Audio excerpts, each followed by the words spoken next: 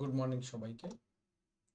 দেখো, আজকে আমরা পরের অংশটা করব ডিকশনারি। তো ডিকশনারিটা কিন্তু পাইথনের একটা মিউটেবল ডেটা টাইপ, এবং অন্য ডেটা টাইপের সঙ্গে ডিকশনারির একটা তফাৎ আছে। সেটা হলো ডিকশনারি দুটো ভ্যালু আকারে থাকে, মানে পেয়ার আকারে। কি আর ভ্যালু দুটো জিনিস আছে ডিকশনারির, এটা পেয়ার আকারে থাকে। শুনতে একটু অদ্ভুত লাগছে। হ্যাঁ, ব্যাপারটা হলো যে দেখো, এই যে আমরা ডিকশনারি নেমটা যখন লিখি তখন এইভাবে লিখি। প্রথমে কি লিখি, তারপর ভ্যালু লিখি, কি টু লিখি, ভ্যালু লিখি, এইভাবে লিখি। ঠিক আছে? তো ধরে নাও আমরা একটা ডিকশনারি লিখবো, কিরকম ডিকশনারিটা দেখতে হবে এইরকম। ঠিক আছে? আমরা পাইথনে যদি একটু রান করি, দেখো কেমন দেখতে লাগছে। এই দেখো, ডিকশনারিটা দেখতে এরকম হবে। ঠিক আছে? তো এইবার এটাকে যদি আমরা তৈরি হয়ে গেল, কি হলো দেখো, সেকেন্ড ব্র্যাকেট দিয়ে শুরু করলাম, সেকেন্ড ব্র্যাকেট দিয়ে শেষ করলাম। ভেতরে আমরা তিন রকম জিনিস দিলাম, তিনটে কি দিয়েছি আর তিনটে ভ্যালু দিয়েছি। এখানে খেয়াল রাখবে, ডিকশনারির মধ্যে কি বলো বা ভ্যালু বলো, আহ, দুটোই সব রকম ডেটা টাইপের হতে পারে। মানে স্ট্রিং হতে পারে, ইন্টিজার হতে পারে, ফ্লোট হতে পারে, সবই হতে পারে। ঠিক আছে? কোনো অসুবিধা নেই। খেয়াল রাখবে, যদি স্ট্রিং টাইপের মানে ক্যারেক্টার জাতীয় ডেটা হয়, তাহলে অবশ্যই যেন ডবল ইনভাইটেড কমা বা সিঙ্গেল ইনভাইটেড কমা ব্যবহার করা হয়। এই কথাটা অবশ্যই মনে রাখবে। আর যদি ফ্লোট ভ্যালু হয় অথবা যদি ইন্টিজার ভ্যালু হয়, তাহলে কিন্তু কোনো সিঙ্গেল ইনভাইটেড কমা বা ডবল ইনভাইটেড কমা লাগবে। বুঝতে পেরেছ? এই জিনিসটা ডিকশনারি তৈরির সময় খেয়াল রাখবে। মানে আমরা যখনই ডিকশনারি লিখব, সেকেন্ড ব্র্যাকেট দিয়ে শুরু করব, সেকেন্ড ব্র্যাকেট দিয়ে শেষ করব। আর মাঝখানে দেখো, নেমটা হচ্ছে কি, আর এখানে রাহুলটা হচ্ছে ভ্যালু। কিংবা ধরো রোল নাম্বারটা হচ্ছে কি, আর 12টা হচ্ছে ভ্যালু। ঠিক আছে? মানে আমরা এরপরে এটা লাভটা কি হয়, যদি আমরা এটাকে অ্যাক্সেস করতে চাই, ধরো স্টুডেন্ট লিখে আমরা এখানে একটা কোনো একটা স্টুডেন্টের মানে এই ডিকশনারির নেম কিটার যে ভ্যালুটা আছে সেটা দেখতে চাই। স্টুডেন্ট দিয়ে এরকম থার্ড ব্র্যাকেটের ভেতরে নেম লিখবো, লিখে এন্টার মারলাম, দেখো ভ্যালুটা দেখি। ঠিক আছে? তোমাদের মধ্যে যারা সি প্রোগ্রামিং শিখেছো, তোমরা অ্যারে পড়েছো। তো অ্যারেতে যেরকমভাবে আমরা ভ্যালু অ্যাক্সেস করি, ঠিক একই রকমভাবে ডিকশনারির ভ্যালু অ্যাক্সেস করা যায়। তফাৎ হলো, অ্যারেতে ইন্ডেক্সিংটা নিজে থেকে চলে আসে। এখানে ইন্ডেক্সিংয়ের আমরা একটা নামকরণ করতে পারি। ইন্ডেক্সগুলোর নাম আমরা 0 1 2 3 4ও দিতে পারি, আবার কোনো একটা মানে স্ট্রিং ভ্যালু দিয়েও দিতে পারি। ইন্ডেক্সের যেরকম খুশি নিজেদের মতন আমরা একটা ভ্যালু দিতে পারি। এইটা হলো তফাৎ, মনে রাখবে। ঠিক আছে? আচ্ছা, এইবার তাহলে দুটো জিনিস নিয়ে আমার ডিকশনারি কাজ করছে। একটাকে আমরা বলছি কি, আর একটাকে বলছি ভ্যালু।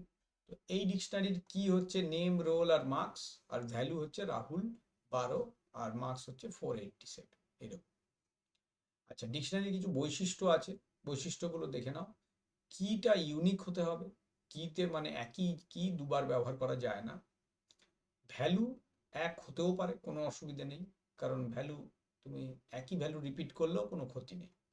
আচ্ছা, এটা কি মিউটেবল ডেটা টাইপ, পরিবর্তন করা যায়। ব্র্যাকেট হচ্ছে সেকেন্ড ব্র্যাকেট ব্যবহার করি। আর ইন্ডেক্স নেই কেন, কারণ ইন্ডেক্স আমরা নিজেরাই তৈরি করে দিচ্ছি। মানে যেটা কি থাকছে সেইটাই হচ্ছে আমাদের ডিকশনারির ইন্ডেক্স। ঠিক আছে? আর কি এর মাধ্যমে আমরা কি করতে পারছি, ওই ভ্যালুগুলোকে অ্যাক্সেস করতে পারছি। আচ্ছা, এইবার ডিকশনারি তৈরি করা তো অলরেডি তোমরা দেখলে। সেটাকে আমরা চাইলে প্রিন্টও করতে পারবো। যেমন এখানে আমি যে ডিকশনারিটা তৈরি করেছিলাম, গোটাটাকে যদি প্রিন্ট করতে চাই, তাহলে এখানে স্টুডেন্ট লিখে দিলে দেখো গোটা ডিকশনারিটাই আমার প্রিন্ট হয়ে যাবে। এই দেখো, নেম হচ্ছে রাহুল, রোল 12, মার্কস 487, প্রিন্ট হয়ে গেল। ঠিক আছে? আচ্ছা, এইবার নেক্সট হলো, দেখো কি ব্যবহার করে ডিকশনারির আইটেমগুলোকে অ্যাক্সেস করতে পারো। তো সেটা তো আমি অলরেডি তোমাদের দেখিয়ে ফেলেছি, একটু আগেই দেখিয়ে ফেলেছি যে একটা যে কোনো ডিকশনারির কি যদি আমরা দিই তাহলে পরে তার ভ্যালুটাকে দেখতে পাই। এই একটু আগে আমি রান করে তোমাদেরকে দেখালাম। আর ডিকশনারি মিউটেবল, তার মানে পরিবর্তন করা যায়। কিরকম পরিবর্তন করা যায় দেখা যাক। ধরো আমি ডিকশনারিতে নতুন একটা আইটেম মানে কি আর ভ্যালু পেয়ার যোগ করব। কিভাবে যোগ করব দেখো, এটা যোগ করার জন্য আমাদেরকে এইখানেই ধরো স্টুডেন্টের মধ্যেই নেম রোল মার্কস আছে, আমি এর ভেতরেই দিলাম সেকশন দিতে চাইছি। তো কি করব, আমরা স্টুডেন্ট লিখে এইখানে সেকশন কথাটা লিখে দিলাম এবং তার ভ্যালু দিয়ে দিলাম এ। ঠিক আছে, এইবার স্টুডেন্টকে যদি আমি আবার প্রিন্ট করি তো দেখো এবার সেকশন বলে একটা এক্সট্রা ভ্যালু অ্যাড হয়ে গেল। এইভাবে ডিকশনারির মধ্যে আমরা অতিরিক্ত কি এবং ভ্যালু যোগ করতে পারি। এখানে দেখো উদাহরণ দিয়েছি, এই যে নেম আর রোল ছিল, মার্কসটা অ্যাড হলো। ঠিক আছে, পরের বার প্রিন্ট করলে মার্কসটাকেও দেখতে পাবো। আচ্ছা, যে ধরো কোনো ভ্যালু যদি পরিবর্তন করতে চাই কিভাবে করব, এখানে নেম আছে রাহুল, মার্কস আছে 450। কি করলাম, স্টুডেন্ট মার্কসটাকে 490 করে দিলাম।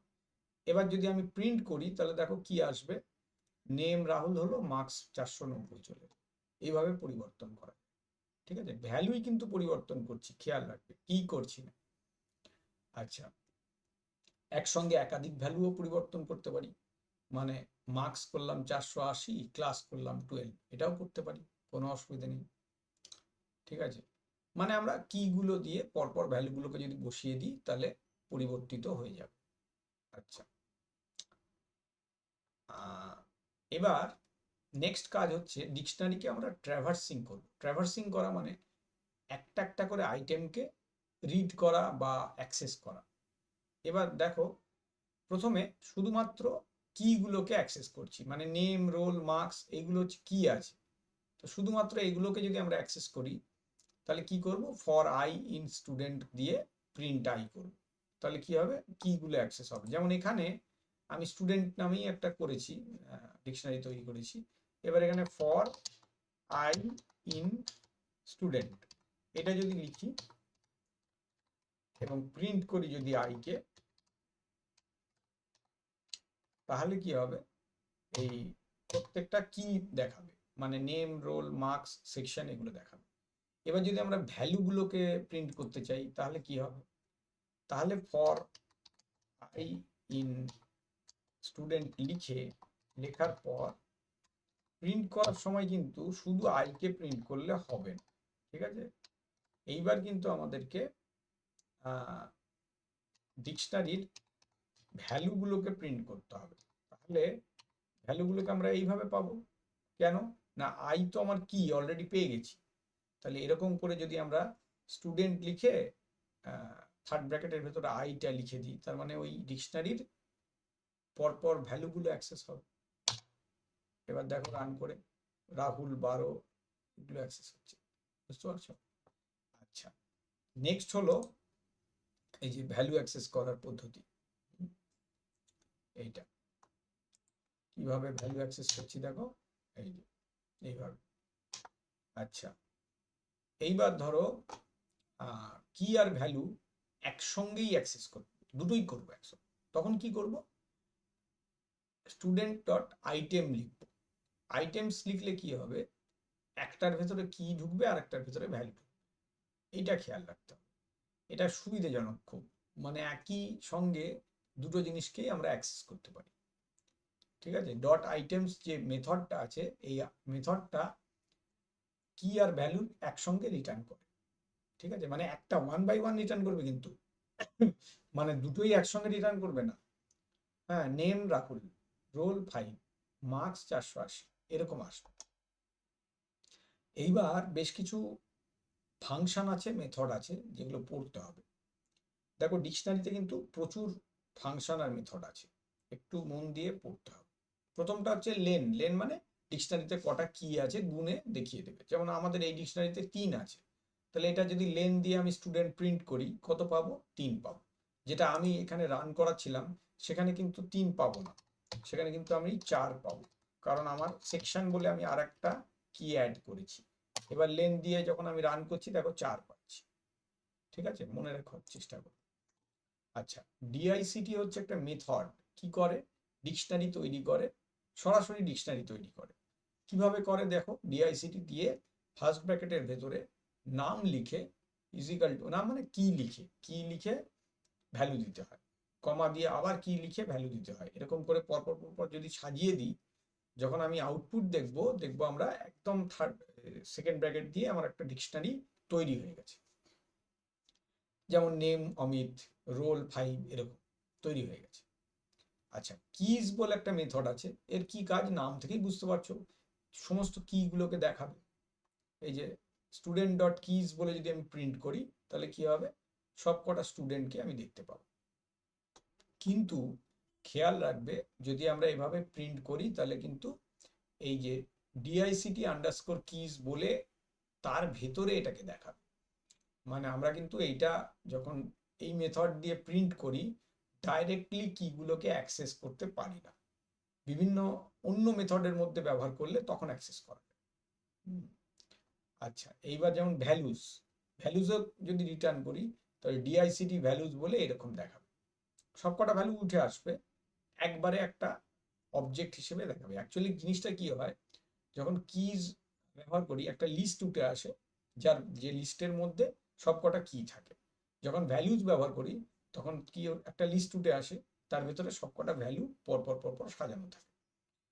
সেই জন্য এই আউটপুটটা দেখতে এরকম হয়। মানে আমি ধরো এখানে রান করাচ্ছি, দেখো এই ডিকশনারিটাতেই যদি আমি স্টুডেন্ট ডট কিজ করি, এই মেথডটা ব্যবহার করি, তাহলে দেখো ওই ডিআইসিটি আন্ডারস্কোর কিজ বলে এটা লিস্টটা দেখাবে। একই রকম স্টুডেন্ট ডট ভ্যালুজ বলে যদি আমি আরেকটা মেথড ব্যবহার করি তাহলে দেখো ডিআইসিটি আন্ডারস্কোর ভ্যালুজ বলে আরেকটা লিস্ট দেখাবে যেখানে ভ্যালুগুলো থাকবে। আইটেমস বলে ব্যবহার করলে কি হয়, এই মেথডটা ডিকশনারির ভ্যালু এবং কি দুটো একসঙ্গে দেখায়। এই দেখো কি কি দেখাচ্ছে, নেম রাহুল, রোল 5, মার্কস 480, সব কটা একবারে দেখালো। এবার এখানে কি হয়, অ্যাকচুয়ালি একটা লিস্ট তৈরি হয়, যে লিস্টটা ভেতরে কতগুলো ছোট ছোট টাপল থাকে, সেই টাপলগুলোতে মধ্যে কি থাকে, ওই কি ভ্যালু পেয়ারগুলো থাকে। ঠিক আছে। আচ্ছা, গেট মেথডের কি কাজ? গেট মেথডের কাজ হচ্ছে কিগুলোকে দেয়। এবার তা তুমি বলবে যে কি তো অলরেডি কিজ দিয়ে আমি পাচ্ছি, কিন্তু পার্থক্য হলো যে আমরা গেটের মধ্যে কোনো একটা কি এর নাম যদি উল্লেখ করি তাহলে শুধু সেই কি এর ভ্যালুটা দেখাবে। ঠিক আছে, মানে যেরকম আমরা থার্ড ব্র্যাকেট দিয়ে অ্যাক্সেস করতে পারি, এইটা দিয়েও আমরা অ্যাক্সেস করতে পারি, এটাই হলো তফাৎ। আর আরেকটা সুবিধে আছে গেট মেথড ব্যবহার করার, সেটা হলো যে আমরা যদি ওই কিটা না থাকে তখন কি হবে, তখন আমরা অন্য একটা কথা নট ফাউন্ড এরকম একটা মানে একটা মেসেজ দেখাতে পারি, এটা হলো তফাৎ।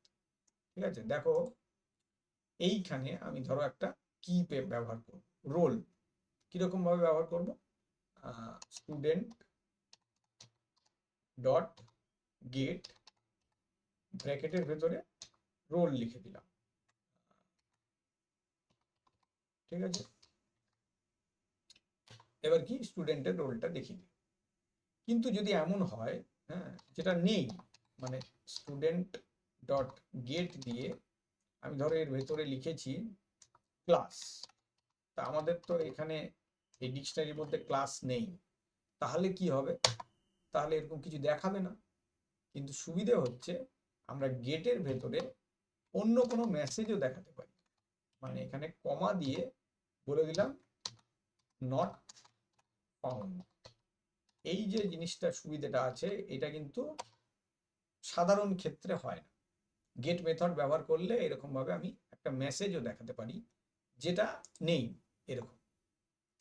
আচ্ছা, আপডেট কি? আপডেট কি করবে? ডিকশনারি ডেটার ভ্যালু আপডেট করবে কি? তো মানে আপডেট করা যায় না। আপডেট করা যাবে ভ্যালু, তাহলে ভ্যালুকে আপডেট করবে কিভাবে করবে? স্টুডেন্ট ডট আপডেট, রোল হয়ে গেল 5। দেখো আপডেট রোল বলে কোনো মানে কি ভ্যালু পেয়ারই ছিল না, এবার রোল 5 দিলাম, কি ভ্যালু পেয়ার অ্যাড হয়ে গেল, এই দেখো অ্যাড হয়ে গেল। ঠিক আছে, তো ডেল ফাংশনের মেথডের কি কাজ? ডেলের কাজ কিছু না, এটা একটা নির্দিষ্ট কি বলে কি কে আর ভ্যালুকে ডিলিট করে দেয়। যেমন এখানে দেখো স্টুডেন্ট রোল, এটা যদি আমি ডিলিট করি ডেল দিয়ে লিখবো, এটা কিন্তু ফাংশন, এটা মেথড নয়। হ্যাঁ, তো এবার যদি প্রিন্ট করি দেখো রোল নেই, ডিলিট হয়ে গেছে। আচ্ছা, ডেল স্টেটমেন্ট একটা আছে, সেটা কি করে? শুধু ডেল দিয়ে যদি আমরা স্টুডেন্ট লিখি, গোটা ডিকশনারিটাই ডিলিট হয়ে যাবে। ঠিক আছে, এবার যদি আমি প্রিন্ট করতে চাই, নেম এরর দেখাবে, সোজা। আর ক্লিয়ার একটা মেথড, ক্লিয়ার কি করে? সমস্ত ভ্যালু মুছে দেয়, কিন্তু ফাঁকা ডিকশনারি দেখায়, মানে এরকম আউটপুটে কি দেখাবে, এরকম সেকেন্ড ব্র্যাকেট শুরু, সেকেন্ড ব্র্যাকেট শেষ, কিছুই নেই, সব মুছে গেছে, হয়ে গেল। আর ফ্রম কিজ বলে নেক্সট যে মেথডটা আছে, এটার কাজ কি? সেম ভ্যালু ডিকশনারির বিভিন্ন মানে কি নেবে, সেই কিগুলো থেকে একই ভ্যালু দিয়ে একটা ডিকশনারি তৈরি করবে। যেমন ধরো এখানে এবিসি বলে 3টে আলাদা আলাদা স্ট্রিং আছে। এবার আমি যদি ডিআইসিডি ডট ফ্রম কিজ x,0 এরকম লিখি, তাহলে এবিসি 3টে কি হবে একটা ডিকশনারি, কিন্তু ভ্যালু কি হবে? ওই যে কমা দিয়ে 0 লিখেছি, তাহলে সবকটা ভ্যালুই হবে 0, যেহেতু ভ্যালু রিপিট করা যায় তাহলে 0। অনেক সময় এরকম হয়, আমরা ডিফল্ট ভ্যালু 0 হিসেবে সেট করি, তখন এইভাবে আমরা সেভ করতে পারবো। ঠিক আছে।